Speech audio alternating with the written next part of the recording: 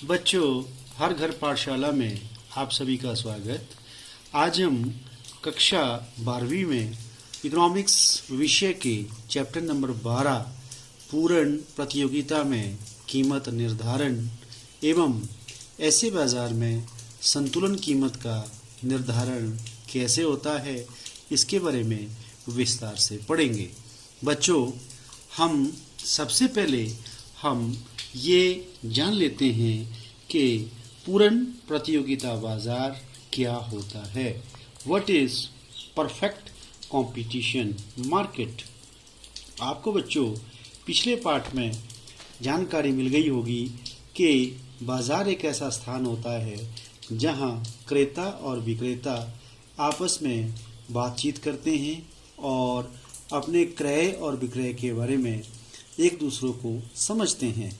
तो पूर्ण प्रतियोगिता बाजार एक ऐसा बाजार होता है जहां किसी समरूप वस्तु की एक ही कीमत प्रचलित होती है।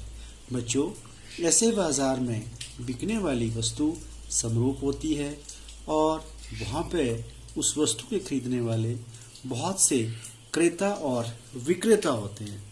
अब हम नेक्स्ट पढ़ेंगे कि संतुलन कीमत किसे कहते हैं और यह कीमत बाजार में कब निर्धारित होती है। बच्चों, वह कीमत जिस पर बाजार मांग बाजार पूर्ति के बराबर हो उसे हम संतुलन कीमत कहते हैं। अब हमारा अगला प्रश्न होगा, पूर्ण प्रतियोगिता बाजार में कीमत का निर्धारण कैसे होता है। बच्चों, आपको ये पता है कि बाजार में कीमत को निर्धारित करने के लिए दो बाजारी शक्तियों का बराबर योगदान होता है। ये है वस्तु की मांग और वस्तु की पूर्ति। अब हम पूर्ण प्रतियोगिता बाजार के लिए एक तालिका का निर्धारण करेंगे जिसमें हम वस्तु की कीमत एवं वस्तु के लिए मांग और उस वस्तु की पूर्ति को दर्शाएंगे। इस दी गई तालिका में पहले कॉलम में पूर्ति को दिखाया गया है और दूसरे कॉलम में कीमत को और तीसरे कॉलम में मांग को दर्शाया गया है। जैसे जैसे कीमत घटती जाती है, वस्तु की मांग बढ़ती जाती है और पूर्ति घटती जाती है। ये तथ्य तालिका से पूर्णतया स्पष्ट हो रहा है। जैसे कि जब कीमत 5 रुपये प्रति इकाई थी तो मांग 10 इकाइयाँ और पूर्ति 50 इकाइयाँ।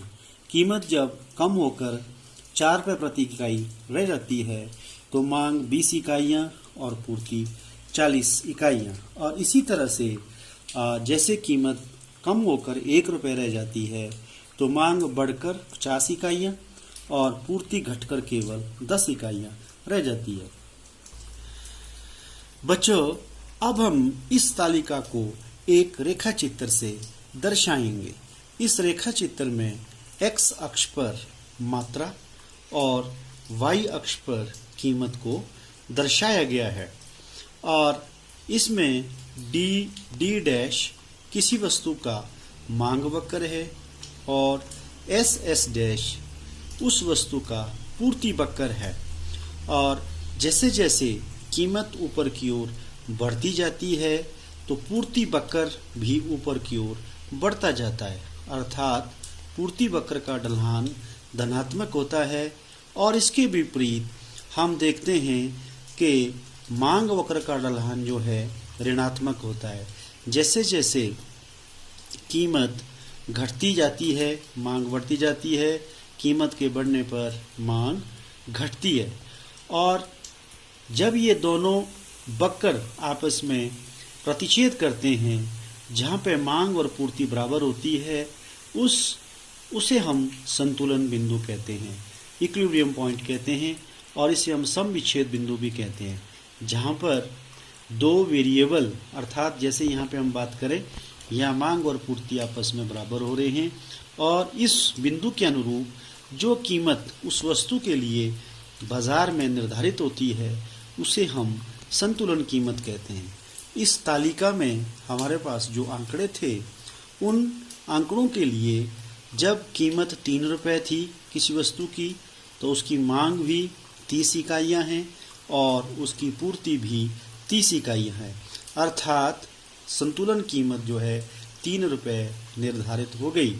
बच्चों, इस तरह से हम ये देखते हैं कि पूर्ण प्रतियोगिता बाजार में किसी वस्तु की संतुलन कीमत उस बिंदु पर निर्धारित होती है जहाँ पर मांग और पूर्ति बराबर होती है।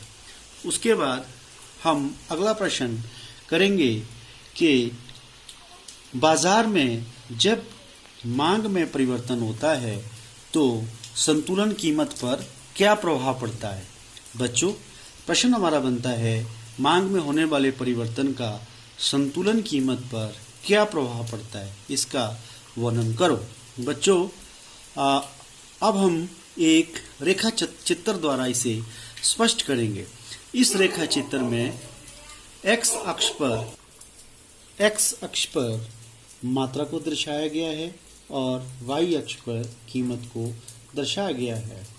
किसी वस्तु का प्रारंभिक मांग वक्र D' है और उस वस्तु का विभिन्न संभव कीमतों पर पूर्ति वक्र S' है और आरंभ में ये दोनों वक्र आपस में बिंदु E पर प्रतिच्छेद करते हैं और उस वस्तु की बाजार में संतुलन कीमत OP और संतुलन मात्रा OQ निर्धारित होती है। बच्चों, उसके बाद मांग में वृद्धि हो जाती है। मान लो अगर उस वस्तु की मांग में वृद्धि होती है तो उस वस्तु की संतुलन कीमत पर क्या प्रभाव पड़ता है और जब उसकी पूर्ति स्थिर है। बच्चों, इस रेखा चित्र में जैसा कि एरो मार्क द्वारा दर्शाया गया है कि मान लो उस वस्तु की मांग बढ़कर D1' हो जाती है और अब मांग वक्र और पूर्ति वक्र नए बिंदु E1 पर प्रतिच्छेद करते हैं। जैसा कि रेखा चित्र से स्पष्ट है, अब उस वस्तु की कीमत बढ़कर OP1 अर्थात संतुलन कीमत उसकी पहले से बढ़ जाती है और संतुलन मात्रा भी बढ़ जाती है।